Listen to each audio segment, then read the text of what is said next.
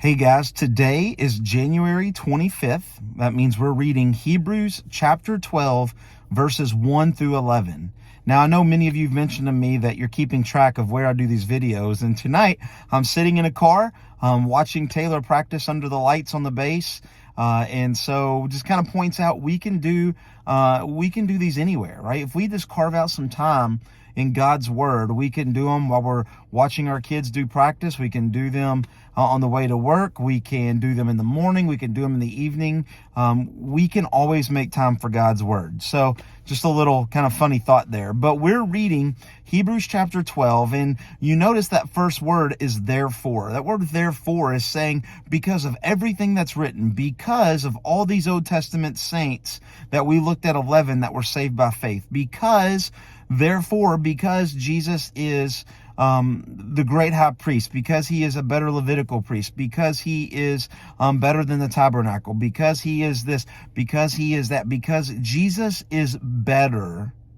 Therefore, what should we do? And we get verses 1 and 2, which kind of spur us on. It gives us a picture of our Christian walk looking like an Olympic race.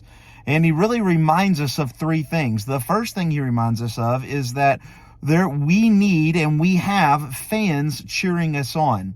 In verse 1, it says that we are surrounded by so great a cloud of witnesses. Now, I know a lot of times when we read this, and maybe you've heard this verse before, you think about that as we're walking this Christian walk, we have Christians like Noah, like Moses, like Abraham, Isaac, and Jacob, and all the people, all the Old Testament saints are cheering us on. But what's interesting is that's not what the writer of Hebrews is saying. The cloud of witnesses is not there to cheer us on. They're there so we can see them. Remember what we just read.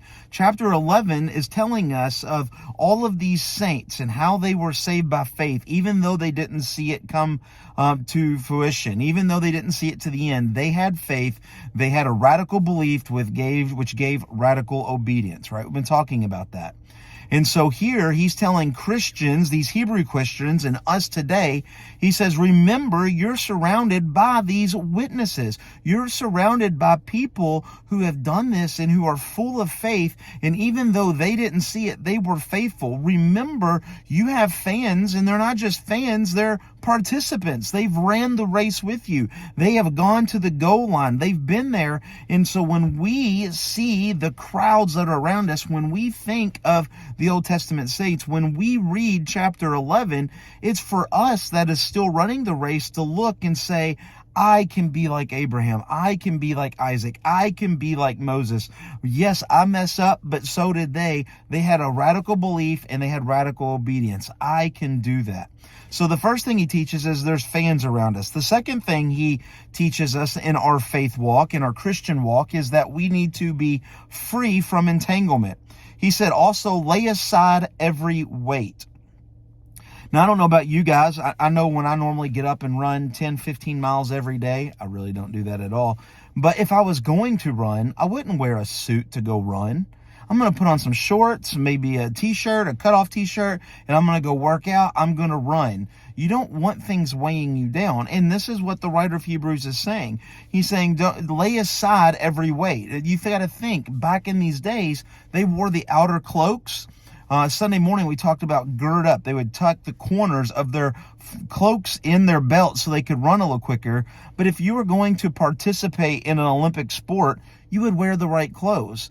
And so when he says lay aside every weight, this doesn't mean every sinful thing. There's things in our life that are not sin, but they weigh us down from our Christian walk. Maybe that's social media. Maybe that's friends that we have. Maybe that's a relationship that we need to step back from. Maybe that's a coworker. Maybe it's a sport. Maybe it's whatever. We have lots of things in our life that are not necessarily sin, but they do weigh us down and keep us away from our walk from the Lord.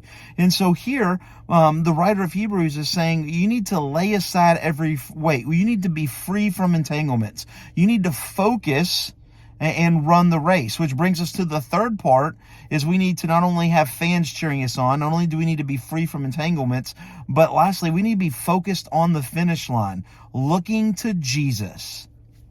It's that easy, right? Looking to Jesus. We talked about Sunday in 1 Peter, and it's amazing how these are working out together. But our hope is to be on Jesus Christ. That's our focus. If we were living every day like Jesus is coming back, our life would be completely different. And this is exactly what the writer of Hebrews is saying. We need to focus on the finish line, which is Jesus. And notice it says, looking to Jesus, the founder and the perfecter. And what's interesting is, why is Jesus the founder? Why is Jesus the perfecter? Because he became flesh, dwelt among us, became sin who was not sin, so that we would know no sin, right? So you kind of have this idea that Jesus walked this earth, walked it perfectly, took on sin so that we would be forgiven for our sin.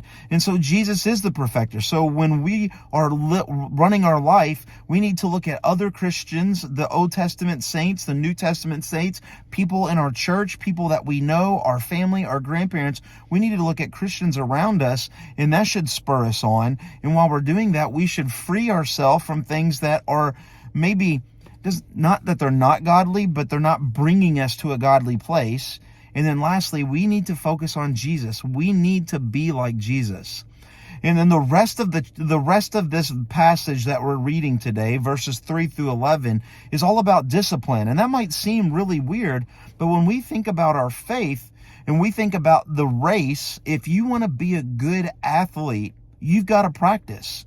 Right now, I'm watching all these boys on the base play soccer on a turf field under the lights, and they're out here in 40 to 50 degree weather practicing because they want to be better athletes. They're practicing, they're disciplining themselves, they're getting themselves ready for a game day.